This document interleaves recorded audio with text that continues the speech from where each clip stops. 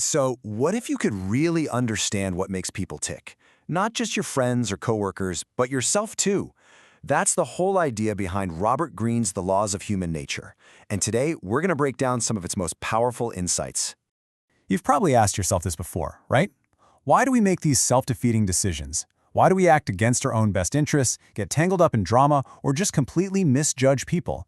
Well, according to Greene, the answer is buried deep inside our own nature. And here it is, the core of it all. See, we love to tell ourselves this story that we're these super logical creatures, making rational choices. But the truth? Our emotions are almost always in the driver's seat. This is our #1 blind spot. And just understanding that, that's the first huge step toward gaining some control. So let's dive right into this core problem. Section 1, our irrational blind spot. Okay, so here's how our irrationality gets used against us. It's something called the conviction bias. You know that feeling? When you feel so strongly that something is right, it just has to be true? That's it. It's when the feeling of being right is way more important than actually being right. This makes us total suckers for salespeople and charismatic leaders who've mastered the performance of certainty. Let me give you a wild historical example, the South Sea Bubble. Back in the early 1700s, Britain was drowning in national debt. Then this financier, a guy named John Blunt, comes along with this spectacular idea. His South Sea Company would just take over the entire debt, and in return, they'd get a monopoly on trade with South America, a place everyone believed was just overflowing with gold. The public went absolutely insane for it. It just sounded too good to be true. People from every walk of life poured their life savings in, and the stock price just exploded, going from £100 to over £1,000 in a matter of months. And get this just shows you how powerful this stuff is.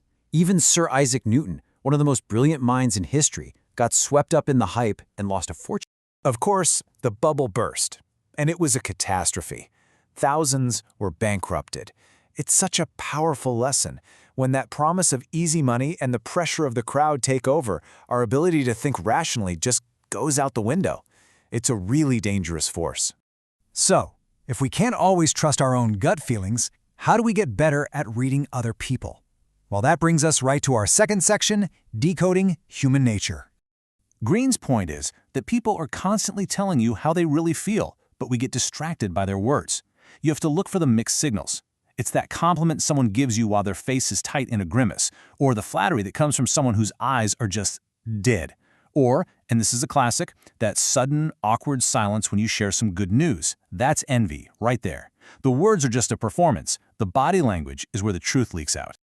You don't really know someone when things are going great, right? Real character comes out under pressure. Take Bob Haldeman, Richard Nixon's chief of staff. In his job interview, he was the definition of calm, cool, and collected.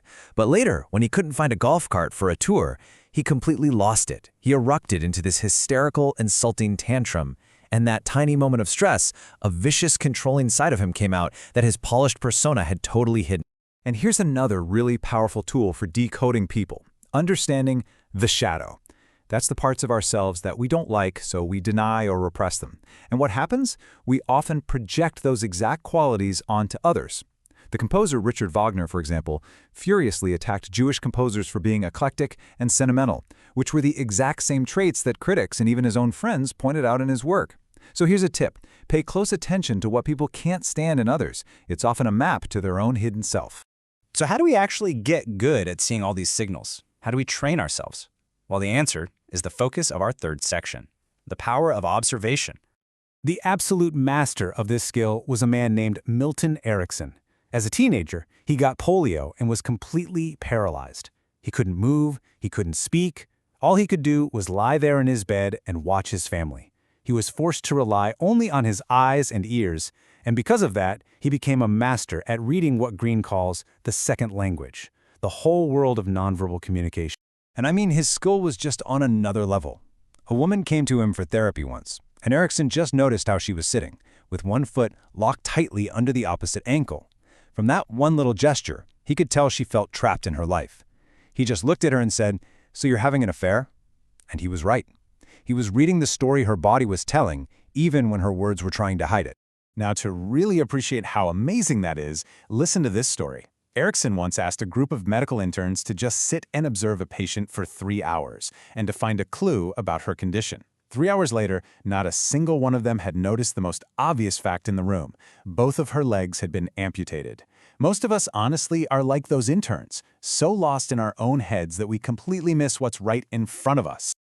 This all leads us to the final and really the most important part. This isn't just about observing others. It's about mastering yourself. Section 4, Mastering Your Attitude. Let's look at the actress Joan Crawford. She had a really traumatic childhood. It left her hypersensitive, deeply sad, and with this desperate need to be loved.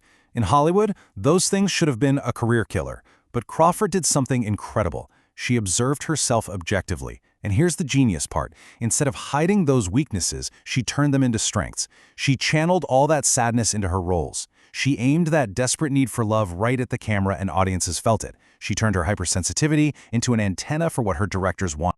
So, what's the game plan for us? It's actually pretty simple, a two-step process. First, just become aware of your own attitude. How does it color everything you see? And second, and this one's huge, watch how you react when things go wrong. Is your first instinct to find someone to blame, or do you try to find the lesson in it? That kind of self-observation is where real change starts. This ability to observe ourselves, that is the ultimate freedom. Which brings me to the writer Anton Chekhov. He grew up with a tyrannical, abusive father, feeling totally trapped in this miserable little town. His whole childhood was just bitterness and this desperate dream of escaping.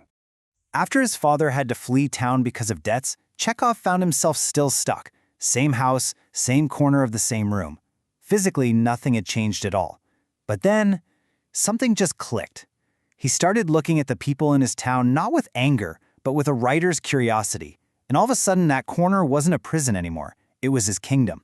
He realized he wasn't a prisoner of his circumstances. He was an observer of them. What had changed was his attitude. That's it. That one internal shift opened up his entire world. He didn't find freedom by moving away. He found it by completely changing his perspective.